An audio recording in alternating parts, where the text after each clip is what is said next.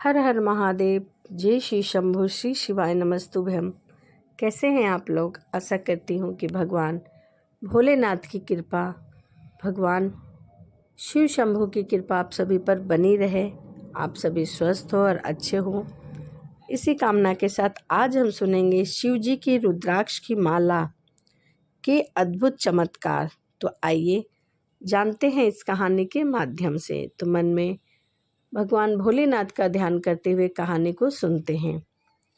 राजस्थान के एक छोटे से कस्बे में दो भगवत भक्तों का जन्म हुआ। दोनों ही बड़े कर्तव्य निष्ठावान और श्रद्धावान थे। बचपन से लेकर जवानी तक वह दोनों साथ में ही अपना जीवन व्यतीत करते थे।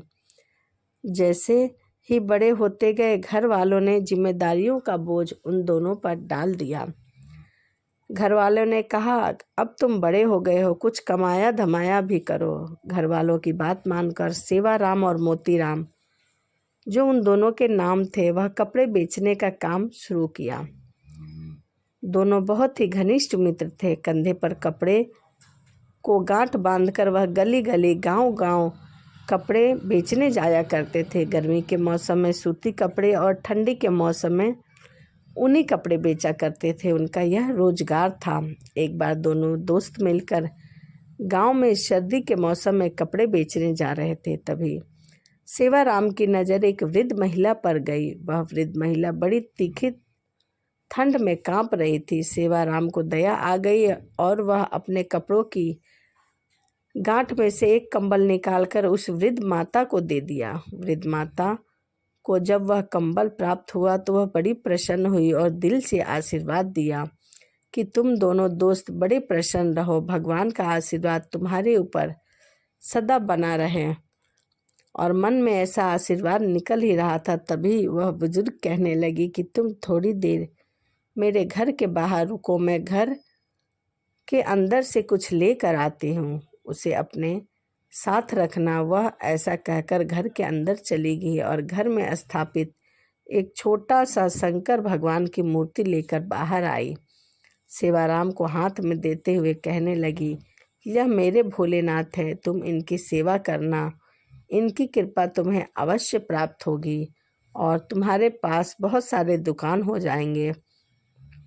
फिर तुम सेठ जी बनकर कमाते रहना, फिर तुम्हें इधर उधर नहीं भटकना पड़ेगा। उस वृद्ध माँ की बातें सुनकर मोतीराम रीझ सा गया और माता से कहा, हमें आशीर्वाद भले दो, पर हमारे साथ ऐसा मजाक ना करो। हम गली गली घूमकर कपड़े बेचते हैं, हमारे पास इतना पैसा भी नहीं बचता कि आगे चलकर कोई दुकान खोल सके। वृद्ध माता ने कहा, चिंता मत करो, भगवान भोलेनाथ सबका भला करते हैं, तुम्हारा भी करेंगे। ऐसा कहकर उस वृद्ध माता ने उस मूर्ति को सेवाराम के हाथों में सौंप दिया। सेवाराम बड़ा श्रद्धालु किस्म का इंसान था। वह बहुत प्रसन्न हुआ और मूर्ति को अपने साथ अपने घर लेकर गया। दूसरे दिन दोनों व्यापार करने निकले। आज उनकी व्यापार में बहुत अधिक वृद्धि हुई। उन्हें बहुत अधिक धन मिला। धीरे धीरे व्यापार धंधा बढ़ता गया। दोनों ने मिलकर एक साइकिल ले ली। अब वह साइकिल पर सामान बेचने जाया करते थे। साइकिल के अगले हिस्से पर भगवान शंकर की मूर्ति रखी रहती। लोगों का विश्वास इनके प्रति बढ़ता गया और इन्होंने अपना व्यापार और आगे तक बढ़ाया और एक दुकान खोल ली। अब दुकान के उद्घाटन पर उन्होंने भगवान शंकर जी की वही मूर्ति स्थापित की। लोग आएं और इनके सामने ले जाएं, इनकी महिमा गाएं और भगवान शंकर की मूर्ति को प्रणाम करें।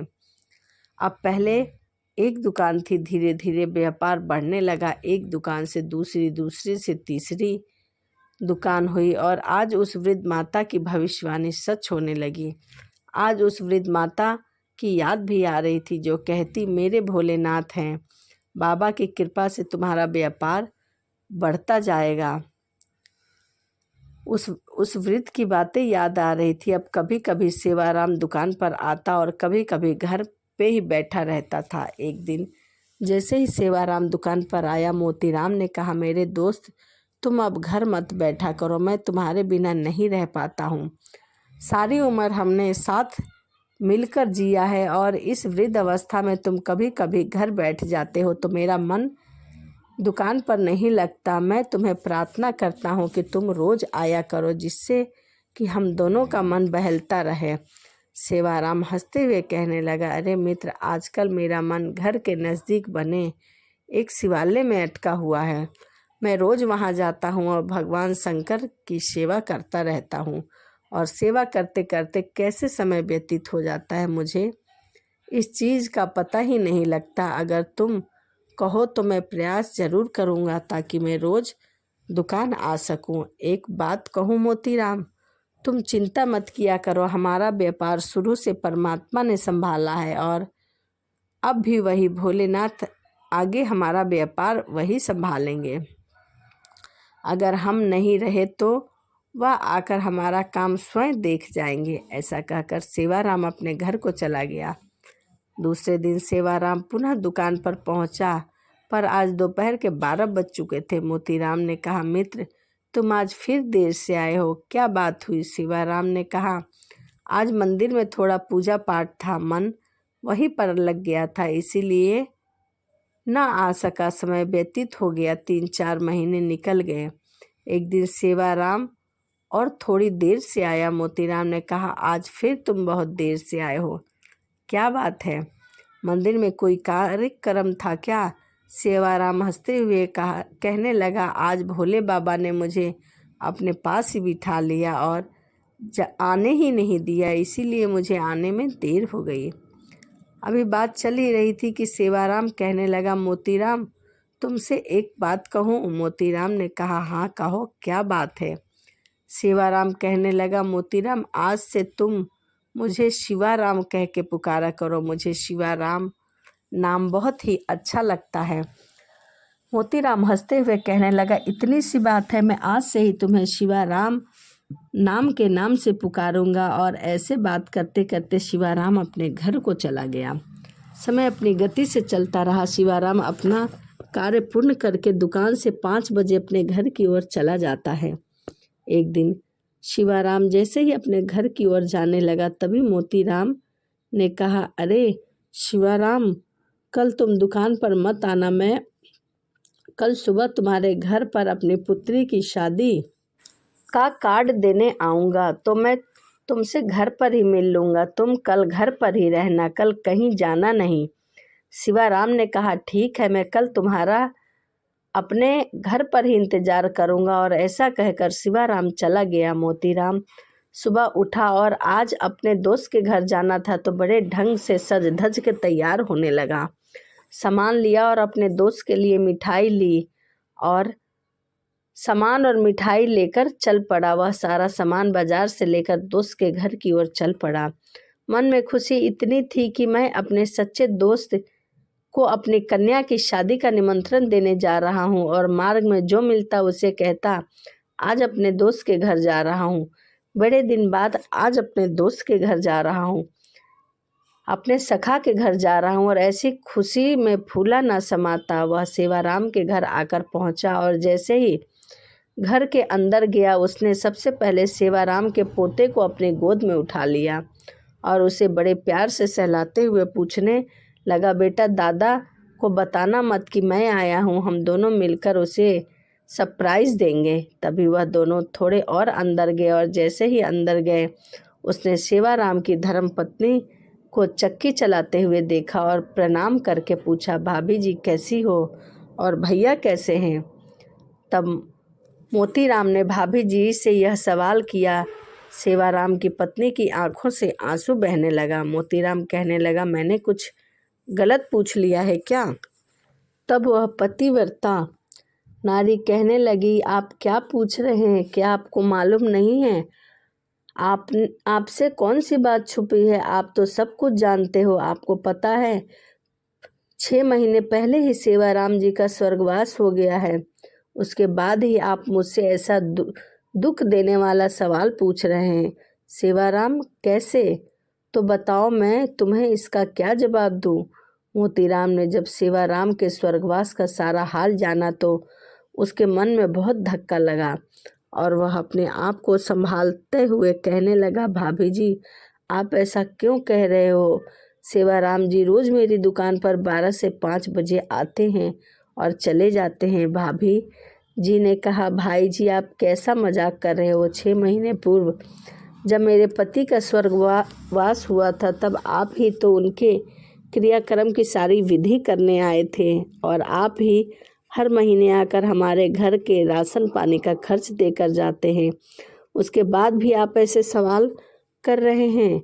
जब मोती राम ने भाभी के मुंह से ऐसे शब्द सुने तो उसका मन बैठ गया और उसने कहा, मैं तो 6 महीने से कभी यहाँ आया ही नहीं हूँ और सेवाराम तो रोज मेरी दुकान पर आता है, तो यह कैसा आश्चर्य है।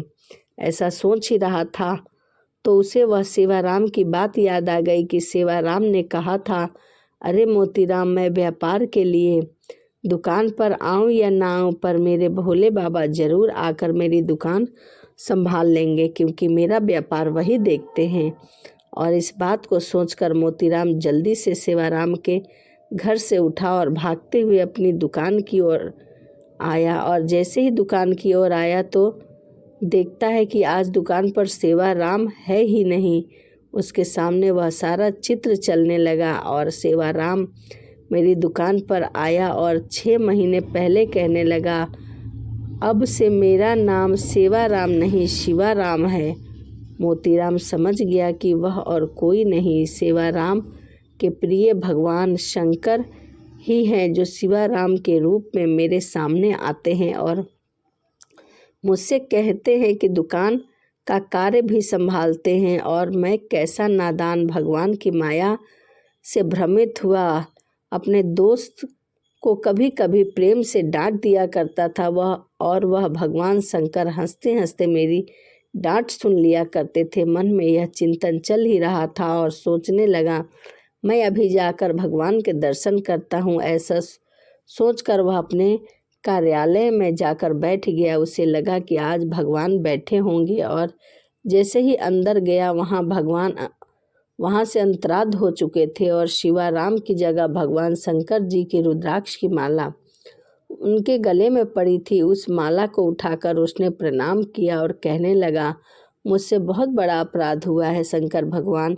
मेरे पास आते थे पर मैं उन्हें पहचान नहीं पाया। रोने लगा और बहुत जोर जोर से वह रोने लगा।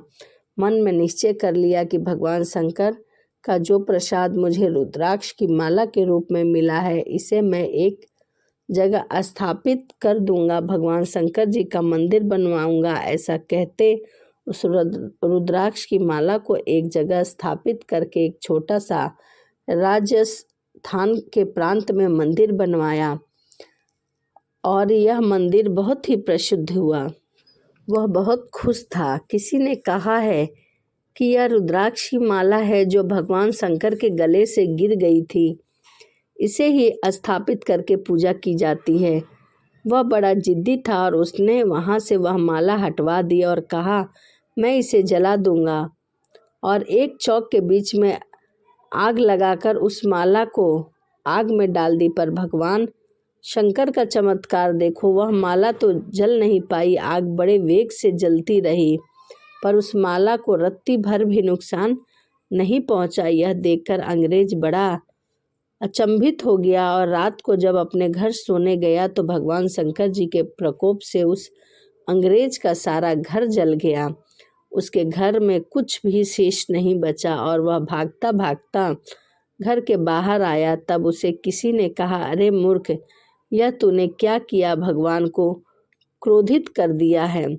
जो माला तूने मंदिर से उठाई है उसे वापस करा, उसी मंदिर में रखा, तभी तुझे शांति मिलेगी। और वह अंग्रेज वापस उस मंदिर में गया और उस माला को मंदिर के बाहर रखकर चला आया। कहते हैं कि उसके बाद वह माला वहाँ पर नजर भी नहीं आई। इसके बाद वह माला कहाँ गई किसी को भी नहीं पता। तो यह भगवान भोलेनाथ की रुद्राक्ष की माला की कहानी थी। तो चलिए इसी के साथ वीडियो को समाप्त करते हैं और मिलते हैं अगली वीडियो में। यदि आपको वीडियो अच्छी लगी हो तो प्लीज़ चैनल को सब्सक्राइब और वीडियो को लाइक ज़रूर करिएगा। तो चलिए मिलते हैं अगली वीडियो में। हर हर महादेव, जय शिव शंभू, श्री शिवाय नमस्तुभ्यम।